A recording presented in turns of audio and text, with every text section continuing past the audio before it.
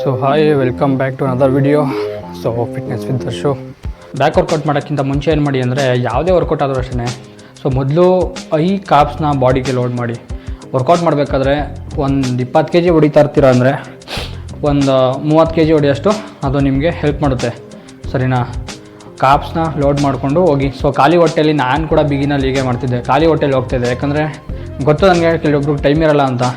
So at least banana ಅದು ತಿನ್ಕೊಂಡೋಗಿ I potassium ಇರೋದ್ರಿಂದ quick energy produce ಮಾಡುತ್ತೆ. ಸೊ ಅದರಿಂದ ಒಂದೊಳ್ಳೆ ಕಾಪ್ಸ್ ಲೋಡ್ ಆಗಿದ್ದರೆ ಬಾಡಿಯಲ್ಲಿ ತುಂಬ ಒಳ್ಳೆಯದು ಅಂತ ಹೇಳ್ತಾ ಇದ್ದೀವಿ. ಸೊ ಇನ್ನೊಂದು ವಿಷಯ ಏನಂತ ಹೇಳಿದ್ರೆ, ಸೊ ವರ್ಕೌಟ್ ಮಾಡಬೇಕಾದ್ರೆ ಅಥವಾ ಯಾವುದೇ ವರ್ಕೌಟ್ ಆಗಿದ್ದು ಪ್ರೋಗ್ರೆಸಿವ್ ಓವರ್ಲೋಡ್ನ ಮಾಡಿ, ಸರಿನಾ?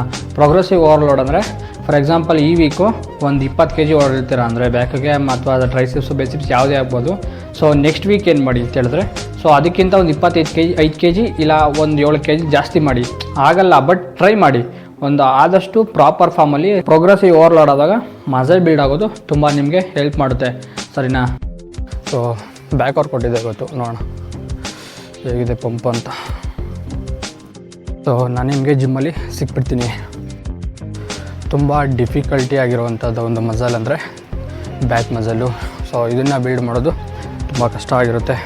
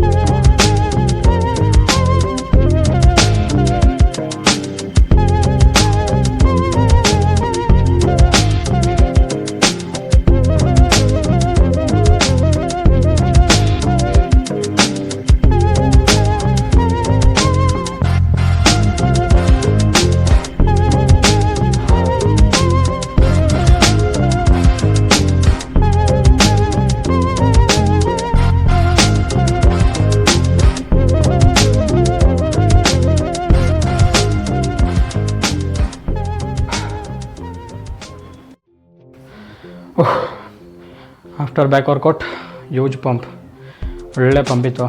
ಸೊ ತುಂಬ ಜನ ಬಿಫೋರ್ ವರ್ಕೌಟು ಕಾಫಿ ಪೌಡರ್ ಇರುತ್ತಲ್ಲ, ಬ್ಲ್ಯಾಕ್ ಕಾಫಿ ಎಲ್ಲ ಹಾಕೊಂಡು ಹೋಗ್ತಾರೆ. ಸೊ ಬ್ಲ್ಯಾಕ್ ಕಾಫಿ ಹಾಕೋ ತಕ್ಷಣ ನಿಮ್ಗೇನೋ ಅನ್ಸುತ್ತೆ, ರೀಲ್ಸೆಲ್ಲ ನೋಡಿದ್ದೀರ, ಒಂದು ಒಳ್ಳೆ ಎನರ್ಜಿ ಕೊಟ್ಬಿಡಲ್ಲ. ಅದೇನಕ್ಕೆ ಅಂದರೆ ಅಟೆನ್ಷನ್ ಮೈಂಡ್ ಇರೋದಕ್ಕೋಸ್ಕರ ಅಷ್ಟೇ. ನಿದ್ದೆ ಬರೋ ಥರ ಆಗ್ಬೋದು, ಮತ್ತು ಮೂಡ್ ಸ್ವಿಂಗ್ ಆಗೋದು, ಈ ರೀತಿ ಎಲ್ಲ ಆಗೋದಿಲ್ಲ. ಆಗ ವರ್ಕೌಟ್ ಚೆನ್ನಾಗಿ ಮಾಡ್ಬೋದು ಅಷ್ಟೇ. ಅದು ಬಿಟ್ಟರೆ ಒಂದು ಪ್ರೀ ವರ್ಕೌಟ್ ರೀತಿ ಅದು ಕೆಲಸ ಮಾಡಲ್ಲ. ಸರಿ, ನಾ ಬ್ಲ್ಯಾಕ್ ಕಾಫಿ ಅನ್ನೋದು ಒಂದು ಅಟೆನ್ಷನ್ನ ಗ್ರ್ಯಾಬ್ ಮಾಡೋದಕ್ಕೋಸ್ಕರ ಅದನ್ನು ಹಾಕೋತಾರೆ ಹೊರತು ಯಾವುದೇ ರೀತಿಯ ಎನರ್ಜಿ ಡ್ರಿಂಕ್ ಅಲ್ಲ, ಪ್ರೀ ವರ್ಕೌಟು ಅಲ್ಲ, ಎನರ್ಜಿ ಡ್ರಿಂಕು ಅಲ್ಲ. ಸೊ ಅದೊಂದು ಬ್ಲ್ಯಾಕ್ ಕಾಫಿ ಕೆಲಸ ಅಷ್ಟೇ. ಸೊ ಇವತ್ತು ಬ್ಯಾಕ್ ವರ್ಕೌಟ್ ಆಯಿತು. ಬ್ಯಾಕ್ ವರ್ಕೌಟ್ ಆದಮೇಲೆ ಸೊ ಅಫ್ಕೋರ್ಸ್ ಮಸಲ್ ರಿಕವರಿಗೋಸ್ಕರ ಕ್ವಿಕ್ ರಿಯಾಕ್ಷನ್ ಆಗುವಂಥ ಪ್ರೋಟೀನ್ ತೊಗೊಂಡಿದ್ವಿ.